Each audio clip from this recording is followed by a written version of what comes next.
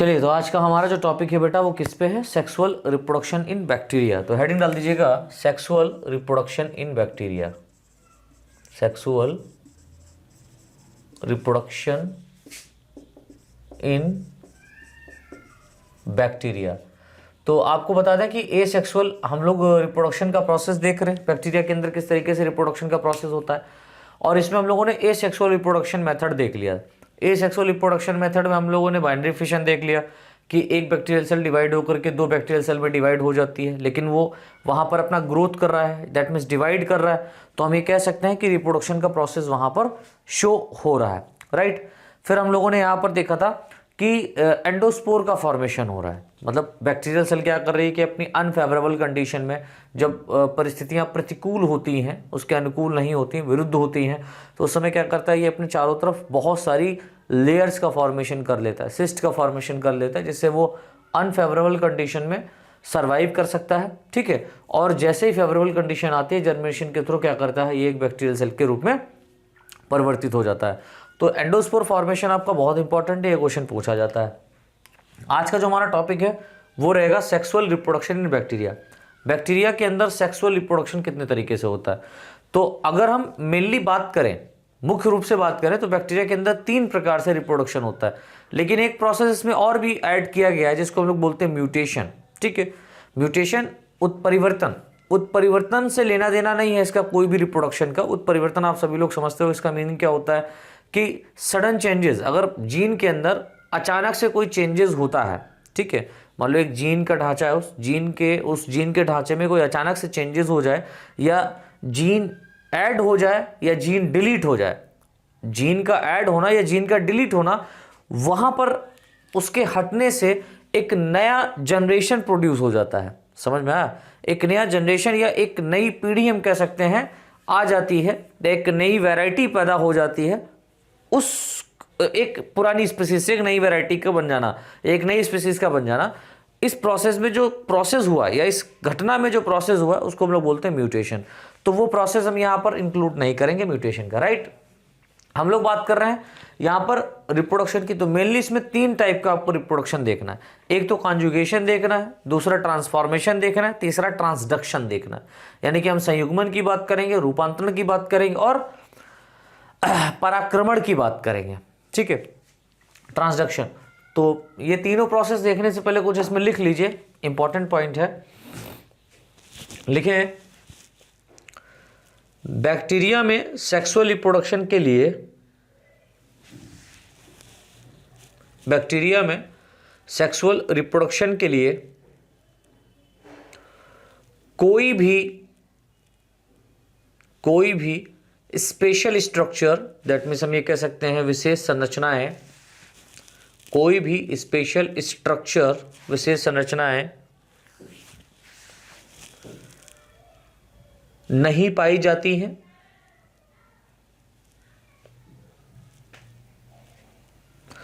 कोई भी विशेष संरचनाएं नहीं पाई जाती हैं। सामान्यतः इनमें अगर हम स्पेशली बात करते हैं कि रिप्रोडक्शन जो sexual type of method of reproduction है वो क्या बैक्टीरियल सेल में होता है, तो हम कहेंगे नहीं। तो नॉर्मली इनमें सेक्सुअल रिप्रोडक्शन अनुपस्थित होता है। नॉर्मली इनमें सेक्सुअल रिप्रोडक्शन अनुपस्थित, दैट मीन्स एब्सेंट होता है।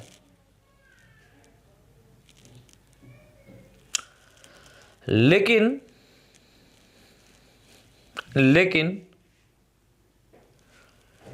कुछ साइंटिस्ट, मतलब कुछ ऐसे साइंटिस्ट हैं जिन्होंने कहा है कि नहीं, सेक्सुअल रिप्रोडक्शन बैक्टीरियल सेल में भी होता है। लेकिन कुछ साइंटिस्ट, ब्रैकेट में लिख देना, जिंडर और लिडरबर्ग। एक साइंटिस्ट है जिंडर और दूसरा जो साइंटिस्ट है उसका नाम है लिडरबर्ग,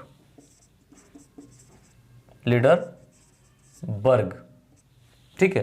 तो जिंडर और लिडरबर्ग जो थे, इन 2 साइंटिस्टों ने बताया कि नहीं, बैक्टीरियल सेल में भी क्या होता है, सेक्सुअल रिप्रोडक्शन होता है या पॉसिबल है, ठीक है।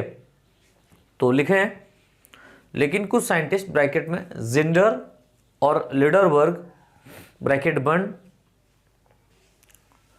द्वारा, कुछ साइंटिस्टों द्वारा किए गए प्रयोगों के आधार पर, किए गए प्रयोगों के आधार पर, बेस पर यह सिद्ध किया कि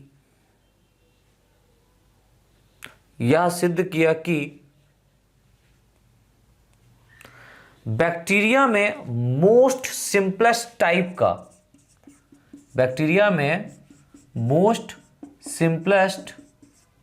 का सेक्सुअल रिप्रोडक्शन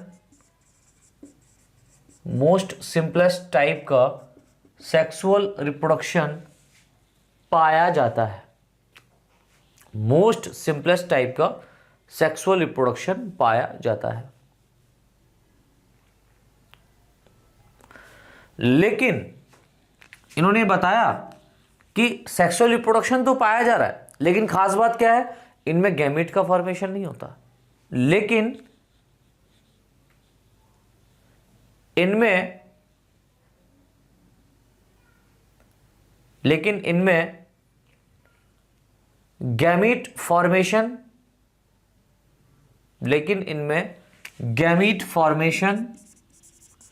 यानी कि युग्मक निर्माण हम बात कर सकते हैं। युग्मक निर्माण में स्पर्म और एग का क्या होता है, फॉर्मेशन होता है, वो यहां पर नहीं होगा। लेकिन इनमें गैमीट फॉर्मेशन व गैमीट फ्यूजन, अरे सर कैसी बात करते हैं आप, भी मजाक कर रहे हैं।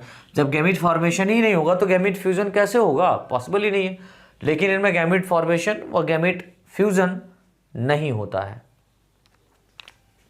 नहीं होता है। ठीक है, नई लाइन से लिखे, नई लाइन से लिखे, बैक्टीरिया के सेक्सुअल रिप्रोडक्शन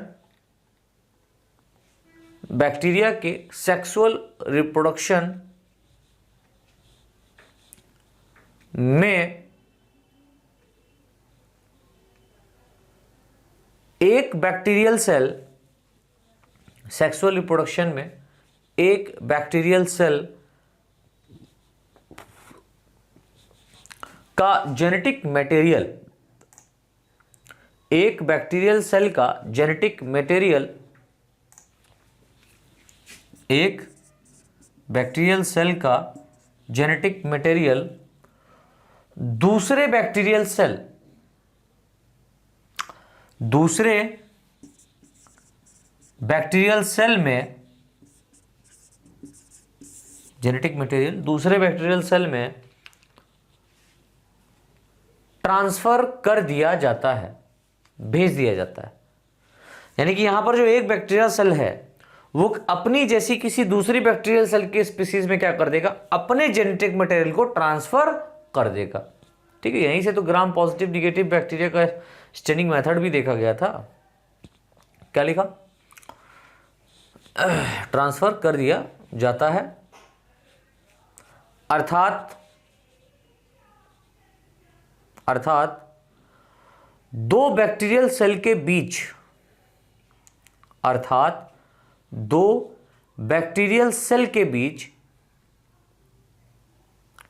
में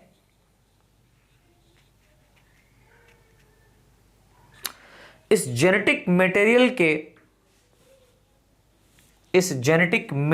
के एक्सचेंज को,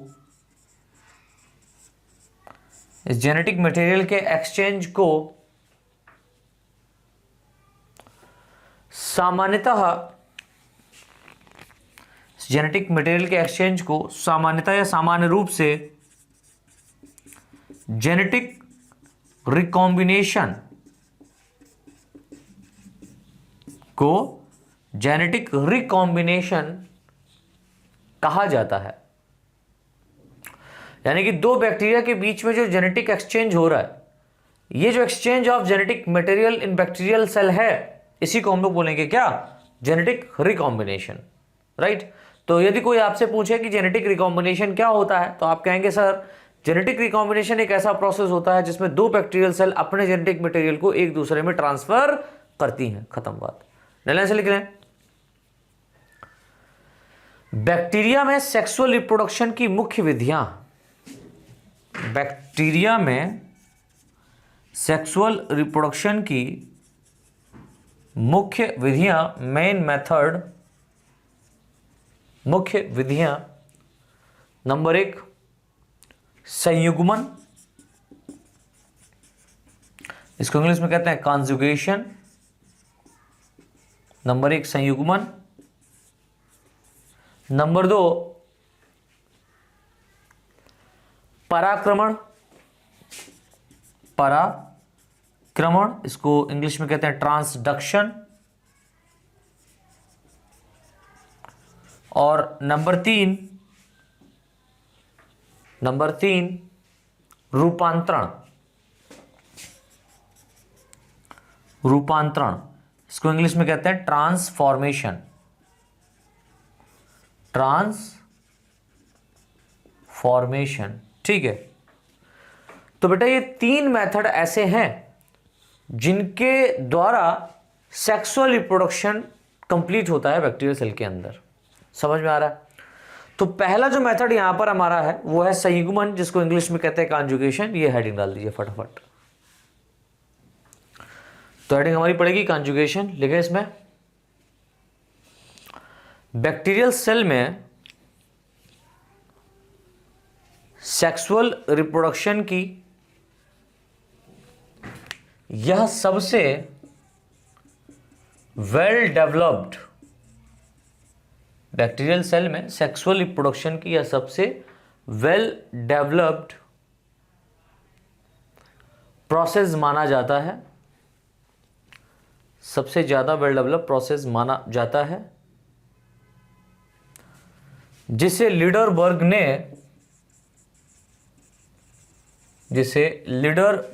ने सन 1944, दैट मीन्स 1994, लीडरबर्ग ने 1994 में ई कोलाई, एस्चरिचिया कोलाई में ई कोलाई नामक बैक्टीरिया के अंदर खोजा था। ई कोलाई नामक बैक्टीरिया के अंदर खोजा था।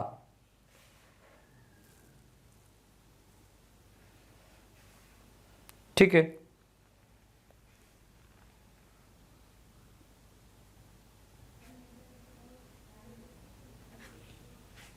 खोजा था।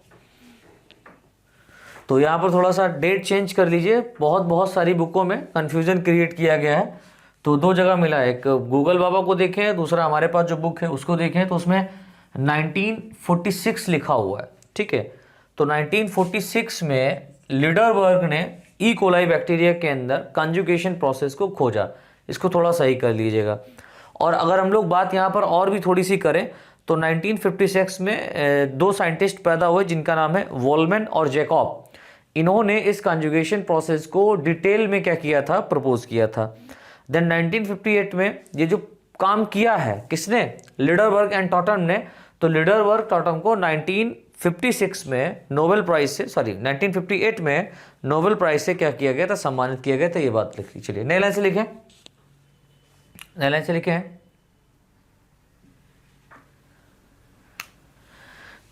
टाटम, हाँ, सेक्सुअल रिप्रोडक्शन की, नई लाइन से लिख लीजिए, सेक्सुअल रिप्रोडक्शन की इस विधि में, सेक्सुअल रिप्रोडक्शन की इस विधि में एक डोनर बैक्टीरियल सेल, एक डोनर जीवाणु कोशिका किसी रेसिपिएंट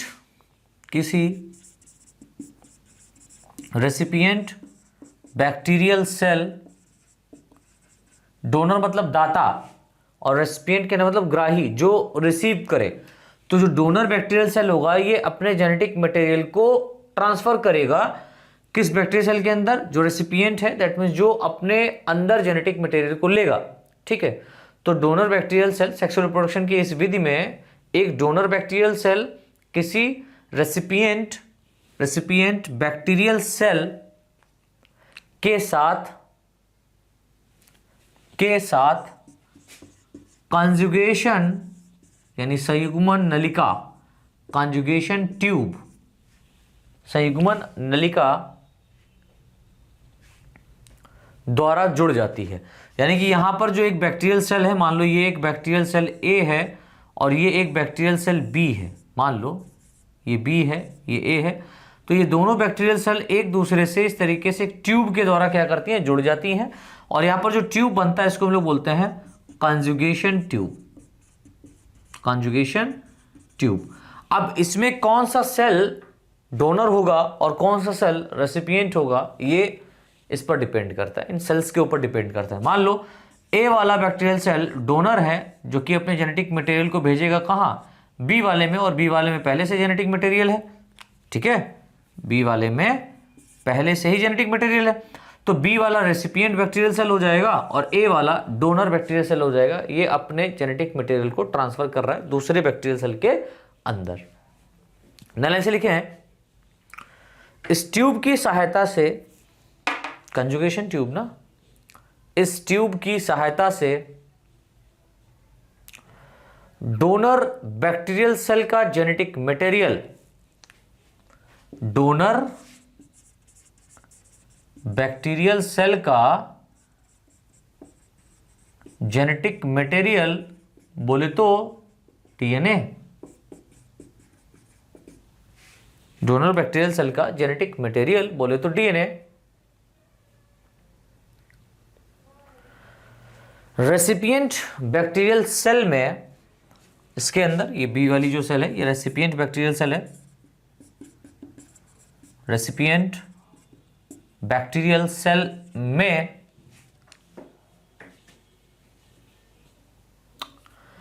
ट्रांसफर कर दिया जाता है, ट्रांसफर कर दिया जाता है।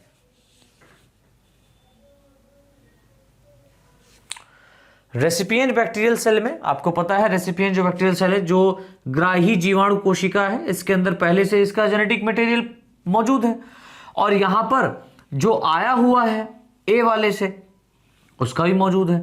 तो ये जो दोनों बैक्टीरियल सेल के जेनेटिक मटेरियल हैं, लाइक दोनों जो डीएनए हैं ये आपस में जुड़ेंगे, ठीक है ना। लिखो, रेसिपिएंट बैक्टीरियल सेल में, रेसिपिएंट बैक्टीरियल सेल में दोनों डीएनए आपस में मिलकर, यानी कि जो दोनों डीएनए हैं ये आपस में मिलेंगे, दोनों डीएनए आपस में मिलकर रिकॉम्बिनेंट, आपस में मिलकर रिकॉम्बिनेंट डीएनए का निर्माण करते हैं। दोनों डीएनए आपस में मिलकर रिकॉम्बिनेंट डीएनए का निर्माण करते हैं। नई लाइन से लिखे हैं, नई लाइन से लिख लें,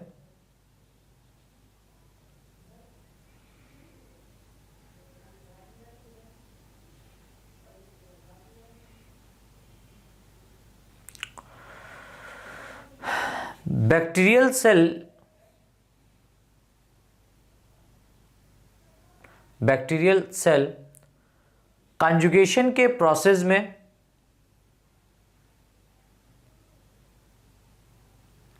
बैक्टीरियल सेल के कॉन्जुगेशन के प्रोसेस में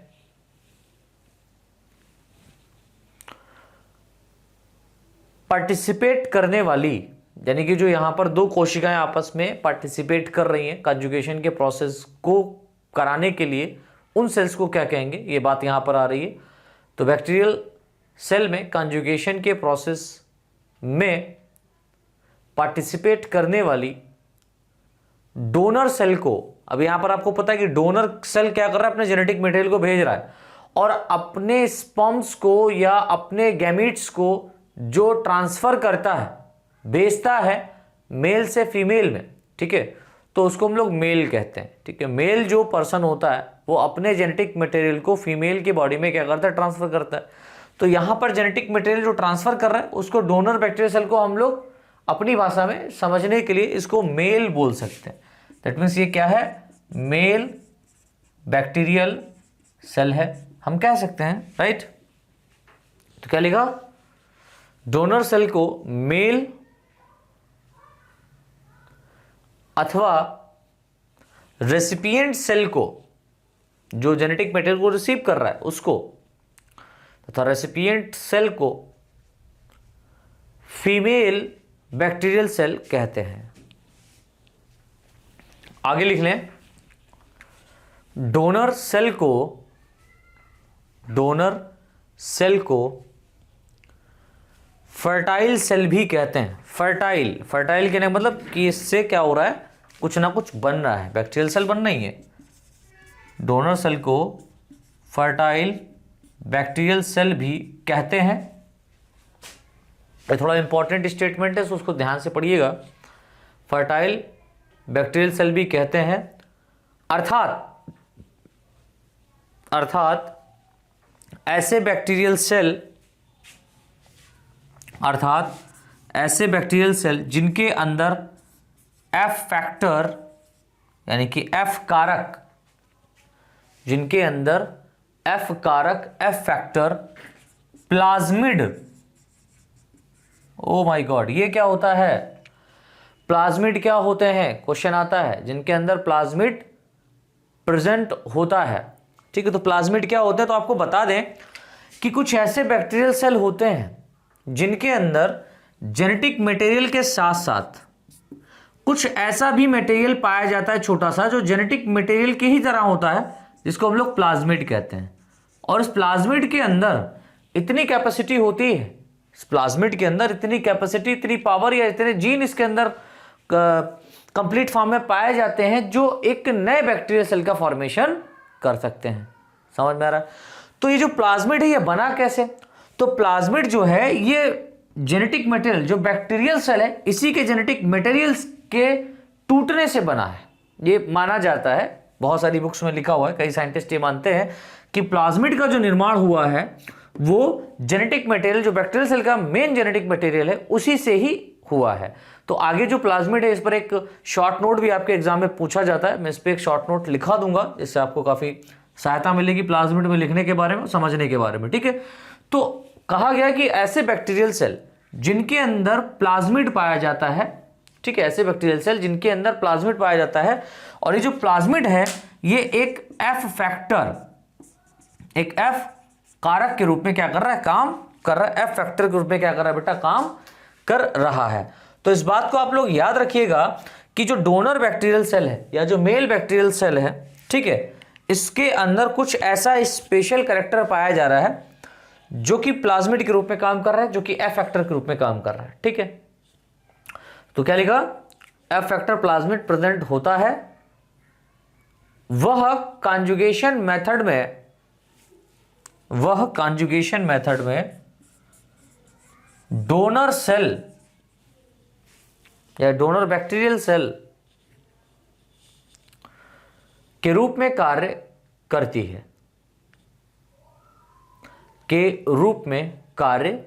है, इस प्रकार की बैक्टीरियल सेल की सरफेस पर, यानी कि जिसके ऊपर ये प्लाज्मिड पाया जा रहा है, और इस प्लाज्मिड जिस बैक्टीरियल सेल के अंदर पाया जा रहा है, उस बैक्टीरियल सेल की सरफेस के ऊपर आपको बहुत सारे इस तरीके से सीलिया लाइक प्रोजेक्शन दिखाई देते हैं, राइट, लाइक ये। ठीक है, तो क्या लिखा, इस प्रकार की बैक्टीरियल सेल की सरफेस पर सीलिया लाइक, इस प्रकार की बैक्टीरियल सेल की सरफेस पर सीलिया लाइक माइक्रोस्ट्रक्चर पाया जाता है। सीलिया लाइक माइक्रोस्ट्रक्चर यानी कि छोटे सूक्ष्म, हम ये कह सकते हैं संरचनाएं, सूक्ष्म संरचनाएं, दैट मीन्स माइक्रोस्ट्रक्चर पाई जाती हैं, जिन्हें जिन्हें पाइली या पिलाई, जिनमें पिलाई कहते हैं, जिन्हें क्या कहते हैं, पिलाई कहते हैं। इन्हीं की सहायता से ये जो पिलाई है, ये जो फिंगर लाइक या हम कह सकते हैं, सॉरी, ये जो सिलिया लाइक प्रोजेक्शन आपको बैक्टीरियल सेल के ऊपर देखने को मिलेगा, बैक्टीरियल सेल की सरफेस पे देखने को मिलेगा, इसकी सहायता से ही क्या होता है कि एक बैक्टीरियल सेल दूसरे बैक्टीरियल सेल की सरफेस से जुड़ पाता है। तो लिख लीजिए, इन्हीं की सहायता से donor bacterial cell recipient bacterial cell के साथ जुड़ पाती है। रेसिपिएंट बैक्टीरियल सेल के साथ क्या हो पाती बेटा, जुड़ पाती है। तो इस तरीके से हमारा कॉन्जुगेशन मेथड का थ्योरी कंप्लीट होता है। ठीक है, अब इसके बाद में हमारा जो नेक्स्ट मेथड है उसको हम लोग समझेंगे। तो यहां पर मैंने डायग्राम ड्रॉ किया हुआ है, इसमें देखिए जो ये वाला बैक्टीरियल सेल है, ये वाला बैक्टीरियल सेल ए हम इसको नाम दे सकते हैं और इसको हम लोग बी नाम दे सकते हैं।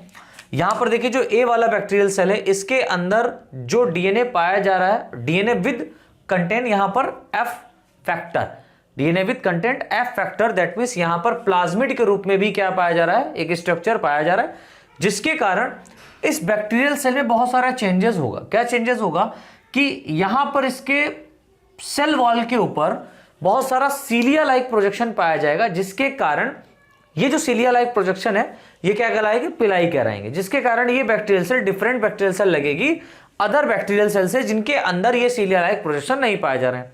और आपको बता दें कि जो सीलिया लाइक प्रोजेक्शन, जो पिलाई पाए जा रहे हैं, ये सिर्फ और सिर्फ प्लाज्मिड के प्रेजेंट होने के कारण पाए जा रहे हैं। राइट, अब देखिए होगा क्या कि यहां पर जब ये रिप्रोडक्शन के प्रोसेस में आगे फर्दर कंटिन्यू जाएगी तो उसमें क्या होगा कि ये वाला जो इसका मेन डीएनए है, डीएनए विद प्लाज्मिड हम ये कह सकते हैं, DNA with factor, F factor यहां पर पाया जा रहा है, प्लाज्मिड जिसको हम लोग बोल रहे हैं, एफ फैक्टर के कंटेंट के द्वारा जो डीएनए यहां पर बना हुआ, ये रेप्लिकेशन का प्रोसेस करके एक डुप्लीकेट डीएनए का फॉर्मेशन कर लेता है।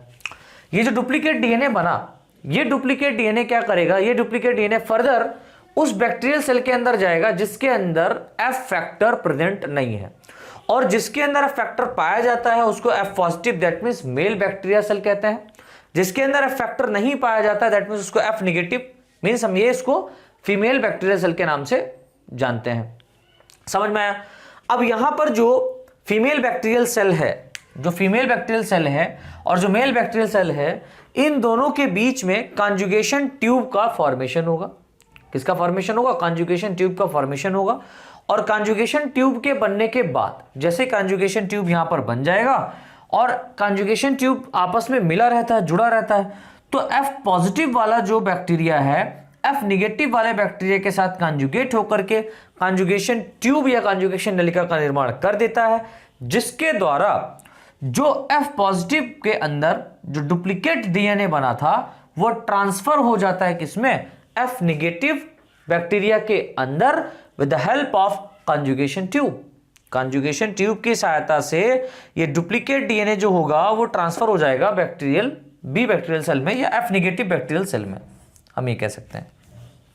ठीक है, अब जैसे ही ये ट्रांसफर हुआ, ट्रांसफर होने के बाद में हम यहां पर इस सेल को निकालते हैं जो रेसिपिएंट सेल कहलाएगी। ये तो डोनर हो गया क्योंकि ये ट्रांसफर कर रहा है तो डोनर सेल होगा, और ये रेसिपिएंट रिसीव कर रहा है तो ये रेसिपिएंट सेल होगा।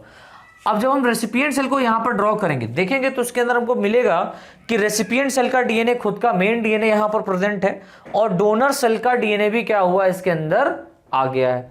जब दोनों डीएनए इसके अंदर मिलेंगे तो इन दोनों के अंदर रिकॉम्बिनेशन का प्रोसेस होगा, जिसके कारण दोनों डीएनए आपस में डिसाइनेप्ट होंगे, खुलेंगे। ठीक है, और खुलने के बाद में एक प्लेट के फॉर्म में, साइनेप्टोन्यूमन कॉम्प्लेक्स प्लेट के फॉर्म में अरेंज होंगे।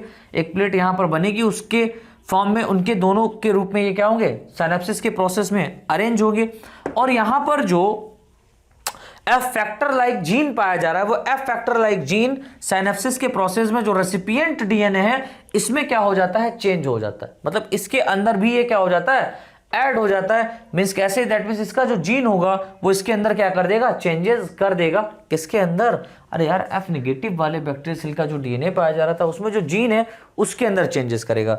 और ये चेंजेस ऑफ जीन होगा जिसके कारण जो F निगेटिव वाला बैक्टीरियल सेल होगा वो बिल्कुल F पॉजिटिव वाले बैक्टीरियल सेल की तरह काम करने लगता है। और ये F पॉजिटिव वाला बैक्टीरियल सेल, जो F निगेटिव वाला bacterial cell F positive pay change हुआ, ये बिल्कुल दिखने लगेगा अपने मेल बैक्टीरियल सेल की तरह। तो ये जो प्रोसेस बेटा हम लोगों ने यहां पर देखा, ये प्रोसेस है कॉन्जुगेशन। इसके बाद जो हमारा नेक्स्ट जो प्रोसेस है वो हम लोग नेक्स्ट क्लास के अंतर्गत डिस्कस करेंगे।